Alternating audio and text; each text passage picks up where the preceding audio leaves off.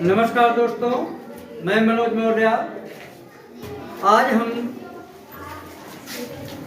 Science वाला YouTube channel के माध्यम से कार्बनिक यौगिकों के वर्गीकरण के बारे में जानेंगे कि कार्बनिक यौगिक क्या होते हैं, कार्बनिक यौगिकों का वर्गीकरण क्या है, उनको वर्गीकृत क्यों किया गया है, उनको वर्गीकृत करने का कारण क्या है, वर्गीकृत करने से उनके लाभ क्या हैं।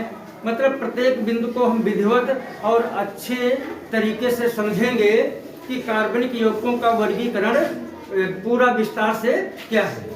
तो सबसे पहले कार्बनिक यौगिकों को दो भागों में बांटा गया है। एक प्रकार के यौगिकों को हम खुली श्रृंखला वाले यौगिक और दूसरे प्रकार के यौगिकों को हम बंद श्रृंखला वाले यौगिक कहते हैं। अब ये बंद श्रृंखला और खुली श्रृंखला क्या होती है, सबसे पहले तो हम कार्बनिक यौगिक क्या होते हैं उसके बारे में संक्षिप्त रूप से बताना चाहेंगे। उसके भी पहले यौगिक क्या होते हैं उसके बारे में भी बता दें। हम जानते हैं कि निर्जीव पदार्थ जिनके हम तत्व कहते हैं, तो जैसा हमने जाना तत्वों की संख्या 118 और वो तत्व परस्पर मिल करके जिन पदार्थों का निर्माण करते हैं उन यौगिकों की संख्या लाखों में। लाखों यौगिकों का हम एक साथ अध्ययन सही तरीके से नहीं कर सकते, इसलिए उनका वर्गीकरण करना आवश्यक हुआ। सर्वप्रथम हम यौगिकों को, जो यौगिक हैं, यौगिकों को भी हम दो भागों में बांटते हैं। एक तो वह यौगिक जिनमें कार्बन तत्व पाया जाता है या जिनके निर्माण में कार्बन तत्व अनिवार्य रूप से भाग लेता है, ऐसे यौगिकों को हम कार्बनिक यौगिक कहते हैं। इसके अतिरिक्त जिन यौगिकों के निर्माण में कार्बन के अतिरिक्त अन्य तत्व भाग लेते हैं, ऐसे यौगिकों को हम अकार्बनिक यौगिक कहते हैं। इन दोनों कैटेगरी में जो कार्बनिक संख्या है, कार्बनिक यौगिकों की संख्या है, वो बहुत ही अधिक है। इन यौगिकों की अपेक्षा अकार्बनिक यौगिकों की संख्या बहुत कम, जबकि कार्बनिक यौगिकों की संख्या बहुत अधिक है। हम कहें तो अकार्बनिक यौगिक हजारों में, तो कार्बनिक यौगिक लाखों में। इसलिए इन कार्बनिक यौगिकों का अलग से विस्तृत वर्गीकरण की हमें फिर से आवश्यकता हुई। तो इसलिए कार्बनिक यौगिकों का हम अलग से विधिवत ये जो है वर्गीकरण करते हैं या पढ़ते हैं। तो हमने यौगिक जाना क्या होते हैं, तत्वों के परस्पर मिलने से या निश्चित अनुपात में तत्वों के मिलने से जिन नए पदार्थों का निर्माण होता है उन्हें हम यौगिक कहते हैं। यौगिक दो प्रकार के होते हैं, कार्बनिक यौगिक और अकार्बनिक यौगिक। कार्बनिक यौगिक वे जिनके निर्माण में कार्बन तत्व अनिवार्य रूप से सम्मिलित होता है, और अकार्बनिक यौगिक वे जिनके निर्माण में कार्बन के अतिरिक्त अन्य तत्व कोई भी अन्य तत्व भाग ले सकता है और उनके निर्माण से वो यौगिक बनते हैं। अब चूंकि हमारा मुख्य टॉपिक कार्बनिक यौगिकों का वर्गीकरण है, तो हम थोड़ा कार्बन के बारे में भी जानेंगे, क्योंकि कार्बनिक यौगिकों के बारे में पढ़ना और कार्बन के बारे में ना जानना बड़ा नाइंसाफी होगी कार्बन के प्रति। तो इसलिए हम सबसे पहले कार्बन के बारे में जानेंगे। कार्बन भी अन्य तत्वों की तरह है, जैसे कि 118 तत्व हमने बताए उनमें से एक है, लेकिन अन्य तत्वों की अपेक्षा इस तत्व में कुछ विशिष्ट गुण पाए जाते हैं जो गुण अन्य तत्वों में नहीं होते हैं। उसके कारण ही कार्बनिक यौगिकों की संख्या अधिक है। अब वो विशिष्ट गुण कौन है जो कार्बन में अन्य तत्वों के अतिरिक्त पाए जाते हैं, जिनके कारण कार्बनिक यौगिकों की संख्या भी अधिक है? वो दो गुण हैं। नंबर एक, श्रृंखला बनाने का गुण, और दूसरा है अधिकतम संयोजकता। दो गुण जो हैं कार्बन को अन्य तत्वों से विशिष्ट बनाते हैं, और वो दो गुण हैं श्रृंखला बनाने का गुण और दूसरा है अधिकतम संयोजकता। मतलब ज्ञात तत्वों में सबसे अधिक संयोजकता जो भी स्थायी हो वो है कार्बन की। कार्बन की संयोजकता 4 है, जो ज्ञात तत्वों में से स्थायी संयोजकता के रूप में सबसे अधिक है। तो कार्बन की संयोजकता सबसे अधिक है, 4 होती है। और इसमें श्रृंखला बनाने का मतलब कार्बन कार्बन परमाणु ही आपस में परस्पर जुड़ करके बृहद अणु का, बड़े बड़े यौगिकों का, जटिल यौगिकों का निर्माण करते हैं। यानी हम ऐसे भी समझ सकते हैं जितने भी जटिल यौगिक हैं वो सभी कार्बनिक यौगिक हैं लगभग प्रायः। तो कार्बन में श्रृंखला बनाने का गुण होता है, कार्बन की संयोजकता अधिक होती है, जिसके कारण कार्बनिक यौगिकों की संख्या अधिक है। और संख्या अधिक होने के कारण उनका वर्गीकरण करना अनिवार्य हुआ, जिसको हम आज जानेंगे। तो ये श्रृंखला भी 2 तरीके से बन सकती है। जैसे कहा जाए कि 6 कार्बन परमाणु हैं और उनकी श्रृंखला बनाइए, तो 6 कार्बन परमाणु की श्रृंखला 1 2 3 4 5। हम कार्बन परमाणुओं की 6 कार्बन परमाणुओं की से बनी श्रृंखला को इस प्रकार से भी बना सकते हैं। और दूसरा भी तरीका हमारे पास है, इस प्रथम कार्बन परमाणु को हम अंतिम कार्बन परमाणु से जोड़ दें, जिससे कि ये प्रकार से ये बंद श्रृंखला हो जाएगी, जो हम इस प्रकार से भी लिख सकते हैं।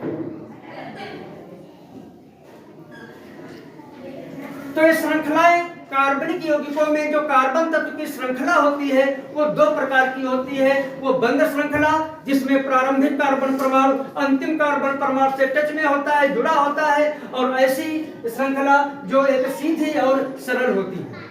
तो कार्बनिक यौगिकों में श्रृंखलाएं 2 प्रकार की होती हैं, जिसके कारण हम कार्बनिक यौगिकों को सर्वप्रथम 2 भागों में बांटते हैं।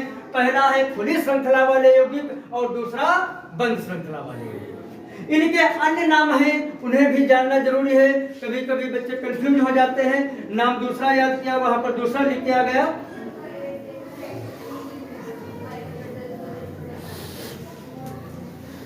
तो खुली श्रृंखला और बंद श्रृंखला का मतलब हम समझ गए। जिन यौगिकों में कार्बन परमाणुओं के बीच श्रृंखला इस प्रकार से होगी वो खुली श्रृंखला वाले, और जिनमें कार्बन परमाणुओं की श्रृंखला इस प्रकार से होगी वो बंद श्रृंखला वाले। प्रारंभिक कार्बन परमाणु अंतिम परमाणु से जुड़ा होना चाहिए तो बंद श्रृंखला हो जाए। अब हम खुली श्रृंखला वाले यौगिकों को एलिफैटिक यौगिक भी कहते हैं।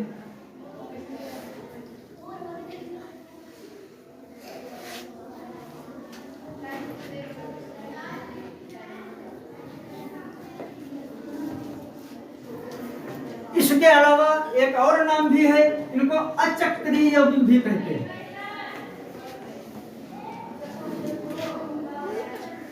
ये खुली श्रृंखला वाले यौगिकों के अन्य नाम है। ठीक इसी प्रकार से हम बंद श्रृंखला वाले को भी, इसको हम सांवृत श्रृंखला भी कह देते हैं।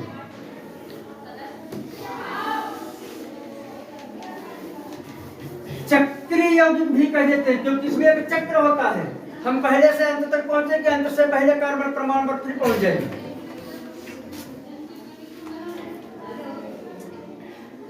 ये बंद श्रृंखला वाले और खुली श्रृंखला वाले यौगिकों के अन्य नाम हैं। हम आगे बढ़ेंगे।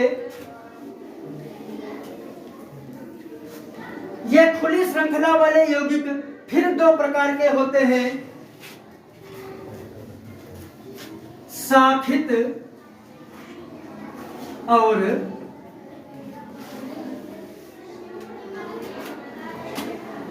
अशाखित।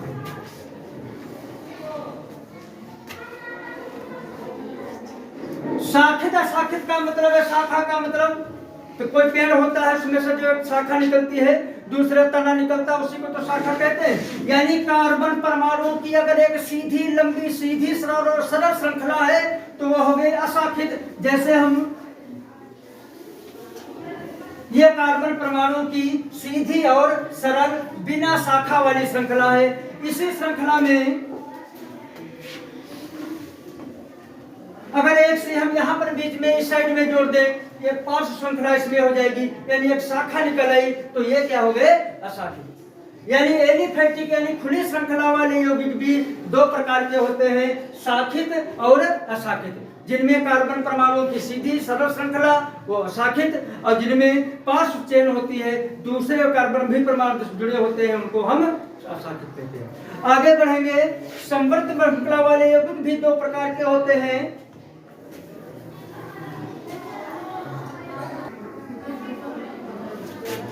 तो बंध श्रृंखला वाले यौगिक भी दो प्रकार के होते हैं, इनको भी दो भागों में बांटा गया है। पहला है चक्री, यानी समचक्री, और दूसरा है विषम चक्री। अब समचक्री और विषम चक्री का मतलब क्या है? चक्र, कार्बन परमाणु की बंध श्रृंखला को ही हम क्या कहते हैं? चक्र। लेकिन उस जो चक्र है कार्बन परमाणुओं का, उसमें अगर कोई अन्य तत्व भी सम्मिलित हो गया तो वो क्या हो जाएगा? विषम चक्री। और यदि वो जो बनने वाला चक्र है कार्बन परमाणु से, उसमें केवल कार्बन के ही परमाणु हैं, तो वो चक्र कैसा कहलाएगा? समचक्री। उदाहरण के लिए हम बता दें, बेंजीन इसका सूत्र होगा। उदाहरण,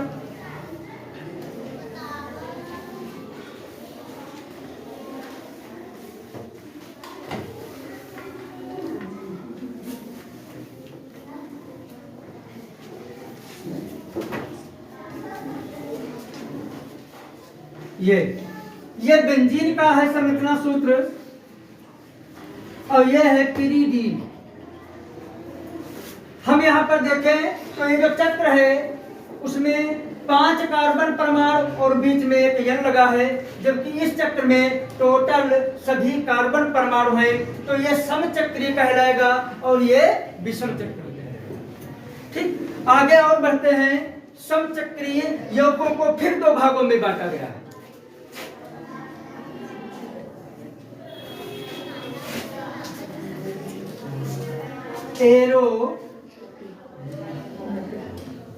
एरोमैटिक यौगिक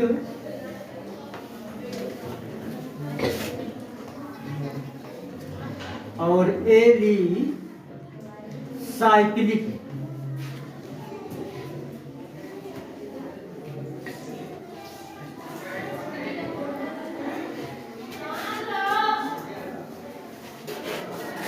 समचक्रीय यौगिकों को हम फिर दो भागों में बांट देते हैं।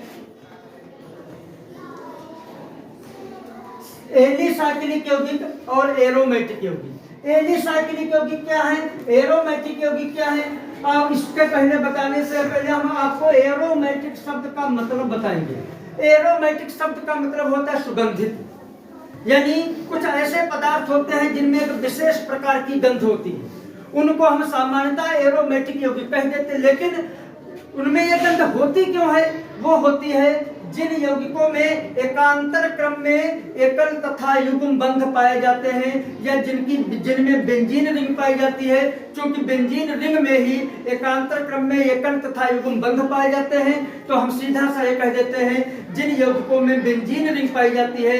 बेंजीन रिंग का मतलब कार्बन पर 6 कार्बन परमाणुओं से मिलकर बना चक्र, जिसमें एकांतर क्रम में एकल तथा युग्म बंध व्यवस्थित होते हैं। ठीक, उसको हम बेंजीन, या बेंजीन जो है एरोमेटिक यौगिकों का सबसे सरल और प्रथम यौगिक भी है। इसके अलावा अन्य यौगिक भी हैं, ज्यादातर यौगिक बेंजीन के व्युत्पन्न माने जाते हैं।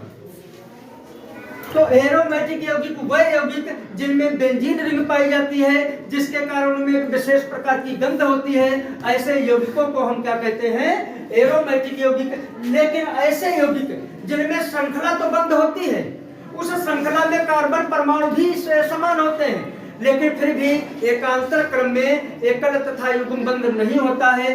कोई जरूरी नहीं होता है इसमें 6 कार्बन ही परमाणु होंगे, 4 भी हो सकते हैं, 8 भी हो सकते हैं, 6 भी हो सकते हैं। लेकिन उनमें जब एकांतर क्रम में एकल तथा युग्म बंध या बेंजीन रिंग न होने के कारण उनमें गंध विशेष नहीं पाई जाती है, जिसके कारण ऐसे यौगिकों को बाकी हम एलिसाइक्लिक यौगिक और बाकी यौगिकों को जिनमें बेंजीन रिंग पाई जाती है, एकांतर क्रम में एकल तथा युग्म बंध पाया जाता है, उनको हम एरोमेटिक यौगिक कहते हैं। एरोमेटिक का पदार्थ का उदाहरण सबसे सरल, सबसे शुरुआती प्रथम C6H6, यह बेंजीन का अणु सूत्र है।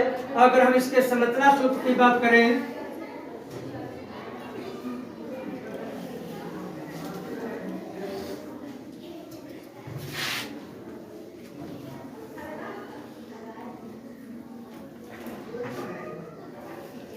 पिछले वीडियो में हमने बताया था कि किसी यौगिक का संरचना सूत्र बनाने के लिए हमें उसमें सम्मिलित तत्वों की संयोजकताओं को ध्यान में रखना होता है। जैसा कि हम जानते हैं कि कार्बन की संख्या 4 तथा हाइड्रोजन की संख्या 1 होती है, तो इन कार्बन के 6 परमाणु और हाइड्रोजन के 6 परमाणु इनको हमें इस प्रकार व्यवस्थित करना होता है कि कार्बन की 4 संयोजकता और हाइड्रोजन की 1 हो। यहाँ पर हम देखते हैं कि अगर एकांतर क्रम में, एकांतरम क्रम का मतलब एक छोड़ करके ये, ठीक, एक के बाद एक, एकांतर क्रम में जब हम डबल बॉन्ड लगा देते हैं तो इस कार्बन की संख्या भी 2 1 3 पूरी 4, इस कार्बन की भी 2 1 3, इस प्रकार हम देखेंगे सभी कार्बन की संख्या 4 है पूरी और प्रत्येक हाइड्रोजन की संख्या 1 पूरी है। यह आपका बेंजीन का संरचना सूत्र हो गया। तो आज हमने जाना कि कार्बनिक यौगिकों का वर्गीकरण। अगले वीडियो में हम कार्बनिक यौगिकों से संबंधित मुख्य अभिक्रियाएं और उनके मुख्य लक्षणों के बारे में जानेंगे।